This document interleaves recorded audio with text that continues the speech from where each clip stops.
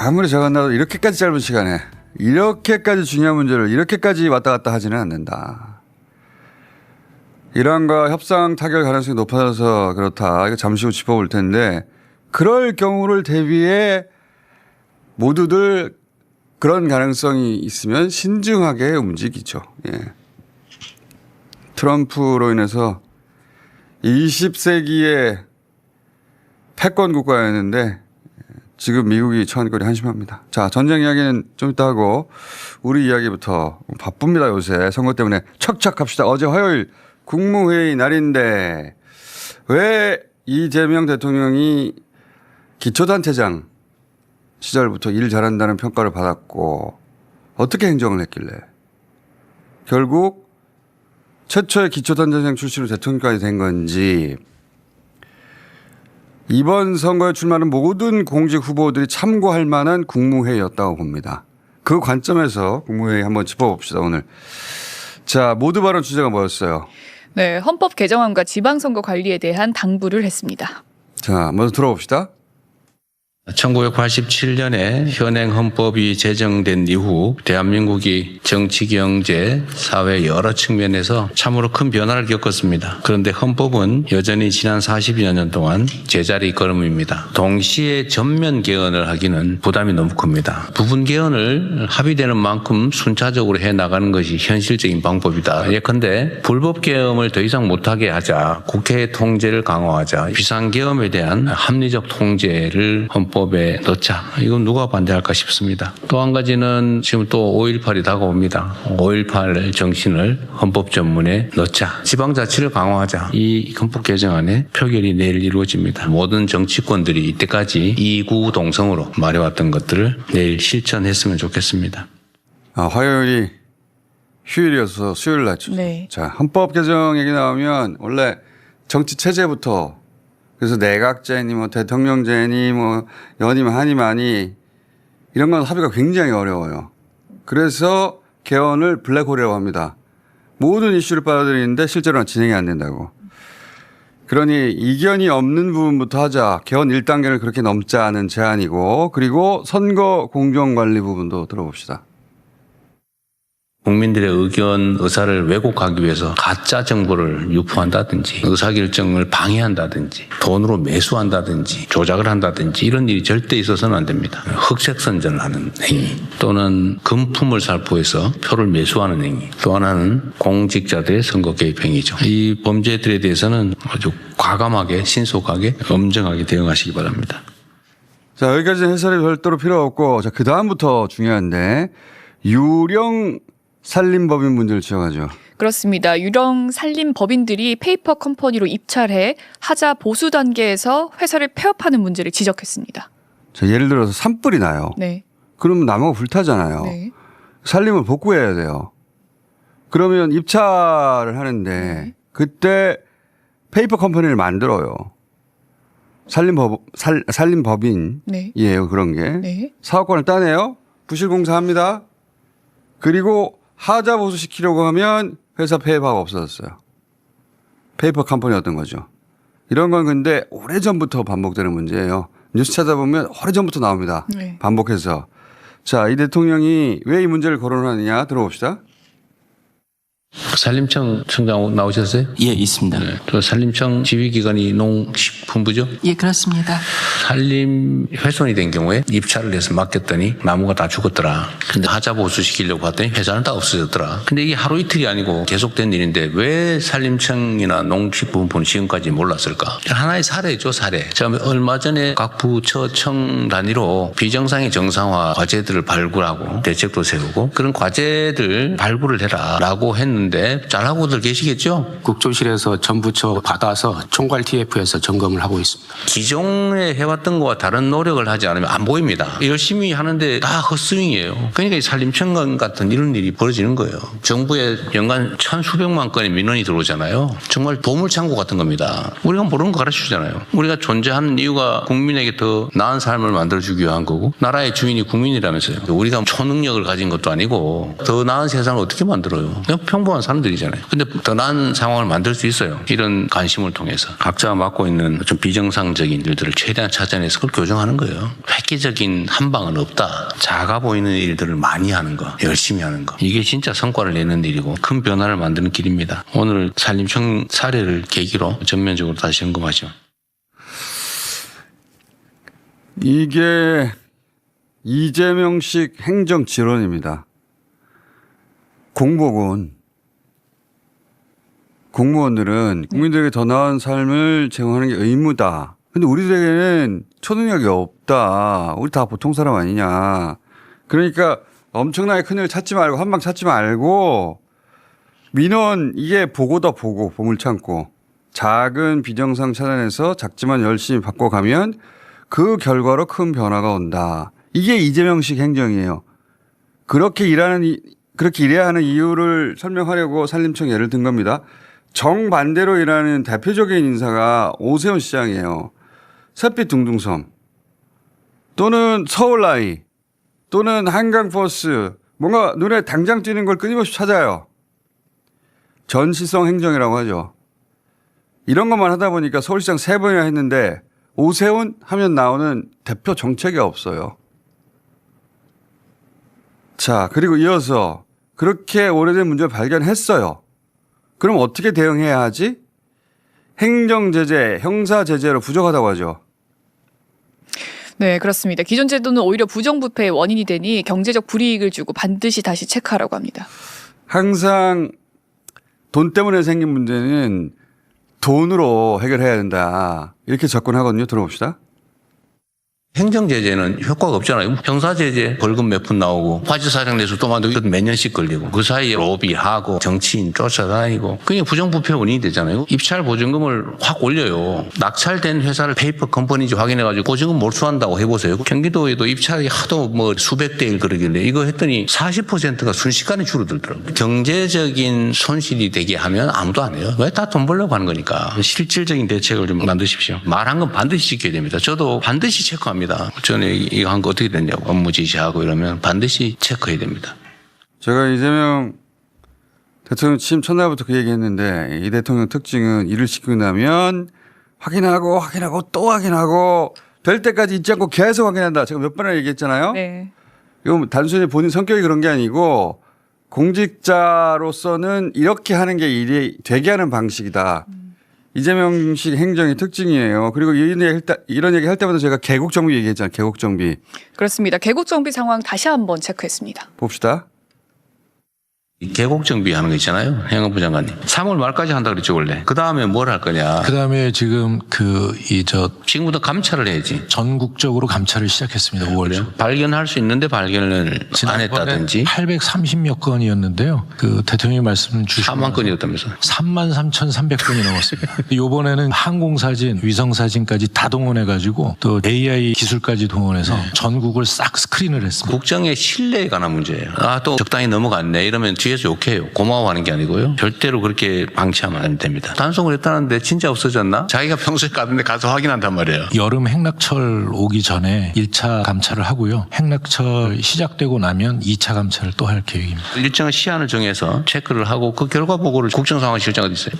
그거 받았어요? 계곡정비 2차 단속한 거? 못 받았습니다. 제가 확인 못했습니다. 4월 중순경에 취합해서 보냈습니다. 그래요? 국정상황실장이든 비서실장도 한번 챙겨보십시오. 네. 옛날에 하던 대로 생생용으로 몇 개 해서 한 개 880 몇 개였죠. 네. 제대로 한다고 한 개 33,000 몇 개였다. 예. 그거 말고도 많이 있을 겁니다. 그럴 겁니다. 필요하면 직무유기로 다 수사하도록 하고 법무부도 좀 신경 쓰고 검찰도 신경 쓰고 하십시오. 마지막 한 개 남을 때까지 올 가을에 철거하면 내년에 다시 설치하고 그러잖아요. 예, 벌금 500만 내. 그거 못하게 바로 정비할 수 있게. 그걸 완전히 재자연화하는 데까지 목표로 하겠습니다. 단속 일변도가 아니라 탈출할 수 있게 지방정부하고 협력하고 필요하면 정부의 예산 지원을 좀 해줘도 좋은데 정상적으로 사는 거는 적극적으로 지원해 주도록 하십시오. 네, 그렇게 하겠습니다.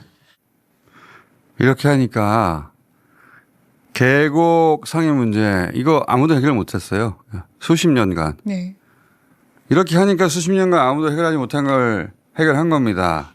그리고 또 한 가지 단속 자체에서 쾌감을 얻는 부류들이 있어요.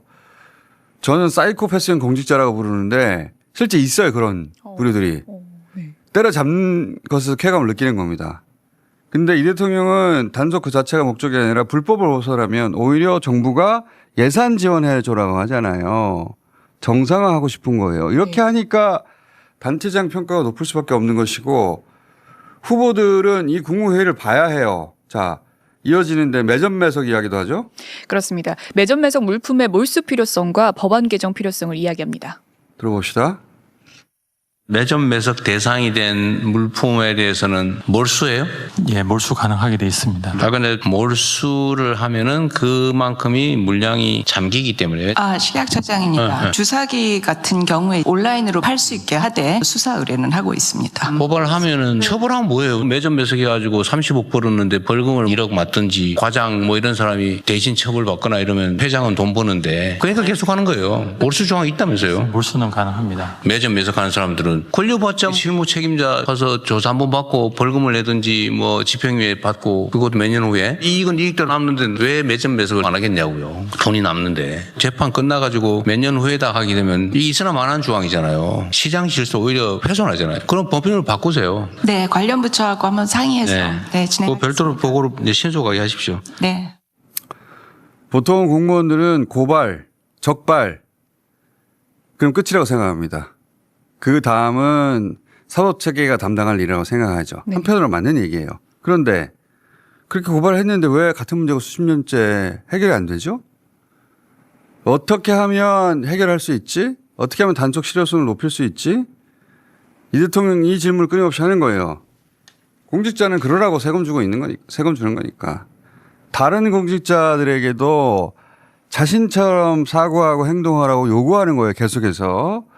그러면서 이런 문제를 해결하기 위해서 포상제도를 적극적으로 활용하는 얘기를 하죠. 네, 매점매선 포상금을 높일 실효적 방안을 만들라고 자, 지시합니다. 봅시다. 매점 매석을 신고하면 포상이 있어요, 없어요? 확인이 좀 필요합니다. 몰수되는 금액의 한 20%니 30%씩 지급하는 걸로 하고. 포상금 규정이 유연하지가 않아서 빨리빨리 만들기는 어렵다는. 어느 부처 소관입니까? 지금 기획처가 금융위하고 최종적인 이제 이견이 있던 부분까지 좀 마무리 단계에 있습니다. 신고 포상금 제도에 너무 인색해요. 이해가 안 돼요. 공인신고자 보호법에 포상금 규정이 존재하는데요. 공인신고자 보호법에 따라서 포상금 지급하고 있습니다. 그럴 경우에 포상금 수준이 매우 낮은 것 같아서. 환수된 금액의 10% 범위 내에서 그것도 주가 조작 신고처럼 한 30%를 올리시죠? 안 할 이유가 없잖아요, 그게. 왜 민간에는 10% 이상 주면 안 된다? 그게 이제 입법적 결단인데. 검토를 해보겠습니다. 한 50%씩 준다 그러면 매점 매석하는 회사 직원들이 다 그거 신고해가지고 돈 벌어서 평생 먹고 살 텐데 그 어느 회사에서 할 수 있겠어요? 일반 예방 효과로는 최고일 것 같은데 범죄 예방해서도 좋고 개인은 돈 벌어서 좋고 소득 재분배에도 좋고 시장 활성화에도 좋고 안 할 이유가 없어 보이거든요. 실효적인 방안을 만들어서 내보세요. 예, 그렇게 그 필요하면 제도를 바꾸면 되고요. 예. 자, 제도를 실효적으로 만들라. 포상금 왜 적게 주냐. 포상금 많이 주라는 겁니다. 아까 하지 말고. 너무 당연한 얘기 같아요. 자, 그리고 이어서 경자 유전 원칙. 몇 달 전에 한번 얘기했었잖아요. 농지는 농사를 지을 농민만 소유하게 한다. 헌법 정신이에요. 네. 이 문제 또 거론합니다. 그렇습니다. 기존 농지법의 한계를 지적하면서 개선 방안을 마련하라고 지시합니다. 직불금 가지고 임차농하고 지주하고 많이 싸웠잖아요. 그렇습니다. 요새는 문제가 해결이 된 거예요. 은폐되어 있는 거예요. 은폐되어 있는 것도 있다고 생각합니다. 전에 어디 계약서, 경기도 네. 어디 갔더니 다 임차농이래. 근데 우리가 그 얘기를 어떻게 합니까? 그게 드러나면 자기는 다음에 농사 지을 기회를 박탈당하기 때문에 맞습니다. 그냥 오면 주인이 하고 있다 우리 확인해 주고 제3자가 경작을 하더라 또는 딴 용도로 쓰고 있더라 등이 발견이 되면 처분 의무를 부과한다는 거 아니에요. 농사를 짓던지 대책을 세워라 대책을 라고 하면 세워라라고 하면 처분 의무고요. 이렇게 이제 된 경우에는 3년 동안 계속 작용을 하면 면제가 된다 그 말이에요. 그러면 딱 발견이 되면 3년 동안 아무것도 못하고 지켜봐야 되네. 3년 동안은 그래서 나무를 심기도 하고 이제 여러 가지 방식이 있는데요. 그러면 자치단체장 한 사람이 의혹을 가지고 다 발견을 해서 3년째 가서 농사를 싹 지어. 그러면 면제되는 거 아니에요? 처분 의무가 소멸됩니다. 그러면은 그 단체장 임기 지나버리네. 또 있어요. 이게 있으나 마나한 이 제도인 거예요 이게. 그 다음에 또 방치를 해. 그래가지고 한 5년 후에 또 걸렸어. 그래서 3년 지난 다음에 또 한 번 농사 짓는 척해. 그러면 소멸이 돼서 그 다음에 또 안 걸리면 그냥 끝까지 가고 이렇게 되는 거예요? 다음에 또 걸리면 예. 모르겠죠. 생각 안 해봤지. 예, 거기까지는 생각 안 해봤습니다. 법률을 희한하게 만들어 놓은 거예요. 예. 땅 투기하는 국회의원이 만들었을 가능성이 많지. 농사 짓지 않는 사람은 농지를 갖지 말라는 게 헌법과 농지법의 맞습니다. 명확한 취지 아닙니까? 법을 만들어 놓고 어겨도 되게 만들어 놓으면 네. 그게 법이 아니잖아요. 네, 이번에 좀 제대로 정리를 하도록 하겠습니다. 그게 이제 힘센 사람은 다 빠져나가고 순박한 사람만 걸려가지고 팔 거 아니에요. 법을 지키는 평범한 사람들이 손해를 봤다는 생각 안 들게 해야 됩니다. 자, 저렇게 해야 될 것 같죠. 네. 예. 제가 이 대통령은 공화주의를 자유주의 문법으로 추구한다고 말했는데 옳은 걸 추구하는데 옳은 걸 추구할 때 저 사람은 도덕적이지 않아 라고 비판하고 끝나는 게 아니라 일이 되게 만들려고 돈의 관점에서 다시 바라봐요. 네. 그리고 법을 지키는 사람들이 손해보지 않도록 해라. 자, 어떤 마인드로 공직에 임하는지 어떤 마인드로 행정을 하는지 지금 선거를 뛰고 있는 모든 공직 후보들이 참고해야 하는 국무회의여서 제가 좀 길게 봤습니다. 자, 지방선거 민주당의 남은 재보선 지역 후보들 공천 확정됐네요. 그렇습니다. 전북 군산 김제 부안갑의 김의겸, 군산 김제 부안을의 박지원, 광주 광산을 임문영, 대구 달성군 박형용 후보가 각각 낙점됐습니다. 자, 여야 모두 그러면 남은 지역은 한 곳입니다. 네, 충남 공주부여 청량입니다. 정진석 비서실장 오늘 결론 낸다고 했었던가요? 네. 자, 윤 어게인이라서 장동현 대표가 공천을 주지 않은 건 아니라고 제가 아닐 거라고 제가 했는데 왜 그런 말을 했냐면 충남 지역에 장동현 대표가 맹주가 되려고 하는 거라고 저는 해석합니다. 그래서 정진석 실장 공천을 안 줄 가능성이 매우 높다. 주면 좋죠, 민주당은. 자, 그리고 전쟁 이야기로 넘어갑시다. 어제 화재 발생했던 HMM 선박 미국은 이란이 공격했다고 했는데 이란은 부인했어요. 네, 주한 이란 대사관을 통해 한국 선박 관련해 이란 군대의 개입 의혹을 전면 부인했습니다. 우리 정부 입장은 어떻습니까? 위성락 국가안보실장은 JTBC와의 통화에서 정보를 검토해보니 피격이 그렇게 확실치 않은 것 같다고 말했다고 합니다. 이 사안은 HMM 노조를 연결해서 상황 파악을 하기로 하고 그 전에 최신 전쟁 상황 정리하면은 제가 지난 주말에 네. 이란이 새로운 협상안 제시했다고 했을 때 트럼프가 그걸 받아들이기는 수용될 것이라고 하기는 상상하기 어렵다. 이상하게 말을 했다고 제가 네. 저거는 진짜로 거절할 때 말투 아닌데 저거 갑자기 협상 될 수도 있겠는데 라고 했던 거 기억나십니까?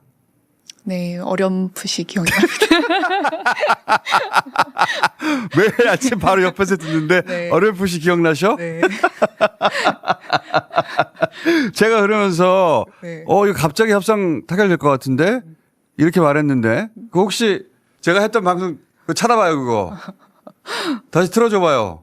기억이 어렴풋이 난다니까. 아직 충분한 대가를 치르지 않아서 수용될 것을 상상하기 어렵다. 근데 이제 트럼프가 이건 안 돼라고 말할 때 그 부정의 뉘앙스하고는 또 달라요. 상상하기는 어렵다. 트럼프가 협상의 기술 차원에서 그냥 딱 잘라 거절하고 와버리는 경우 저는 표현을 안 쓰거든요. 이란으로부터 더 뭔가 끌어낼 수 있을 거라고 생각하는 것 같은데 저는 저 SNS를 보다가 이거 뭔가 어느 순간 갑자기 해결될 수도 있겠는데 아, 생각나요? 네, 기억납니다. 그 상황이 왔어요. 네. 저 예견을 스스로 칭찬하는 바입니다. 아무도 저를 칭찬 안 해줄 테니까. 뉴스 공장을 그래서 매일 들어야 되는 겁니다. 네. 매일매일 미세한 변화를 찾아내기 때문에 어제 갑자기 전쟁 종식을 위한 1페이지 합의안 근접했다 보도가 나왔죠. 그렇습니다. 미 매체 악시오스에 따르면 전쟁 종료와 향후 핵 협상 틀을 담은 양해각서 체결이 임박했다고 합니다. 이게 이제 전쟁 이후 가장 합의에 가까운 상황이라고도 보도를 했는데 이란이 파키스탄 통해 긍정적 답변을 했다는 보도가 어제 밤늦게 나왔어요. 네, CNN에 따르면요. 파키스탄이 이란으로부터 긍정적인 반응을 받았다고 합니다. 자, 이 뉴스가 전해지기도 전에 코스피 폭등했죠. 그렇습니다. 종가가 7,384포인트를 기록하면서 꿈의 7,000B 시대를 열었습니다. 꿈이라니요. 이제는 7천은 문제가 아니에요. 지금 현재 뉴스의 결이 유지되면은 이번 주 8천 갑니다. 믿습니다. 이제 믿어. 네, 믿습니다. 제가 1월 달에 5천 간다고 유일하게 네. 맞춘 사람이에요. 네. 자, 게다가 협상은 2단계예요. 크게. 큰 틀을 봐야 됩니다. 이번에 사인하는 건 MOU예요. 네. 한 달 이내 실제 평화협상 타결을 보자는 거예요. 그게 타결되잖아요. 두 번째 단계 만까지 갑니다. 전쟁 없었으면 올해 안에 만을 간다고 제가 했었는데 네. 자 이제는 2단계 평화협상 전쟁이 한번 벌어져서 꾹 눌러놨기 때문에 이 보복 구매라는 게 있어요. 인간 심리에. 2단계까지 가면 만까지 갈 것이다. 자, 믿습니까? 네, 오늘 더 사겠습니다. 아, 주식 팔았다가 더 샀어요? 네, 그때 바로 주식 아가방 보고 샀어요. 아가방 화요일. 보고? 예. 네. 자, 오늘 여기까지. 아, 참. 꽃바지 입었죠? 아, 예. 꽃바지. 아주 어때요? 편하고 예쁜 바지입니다. 언제 일어서 왜? 일어서 보여드릴 방법이 없어가지고. 일어서 기면 잘 됐어. 오늘 나가시기 전에 네. 그 미니 패션쇼 한번 하고 나가세요. 자. 네. 자, 겸손은? 힘들다 자, 권민정입니다. 패션쇼 잠깐 하고 나가십시오. 찍어줘요? 예. 찍어주시나요? 예. 끝.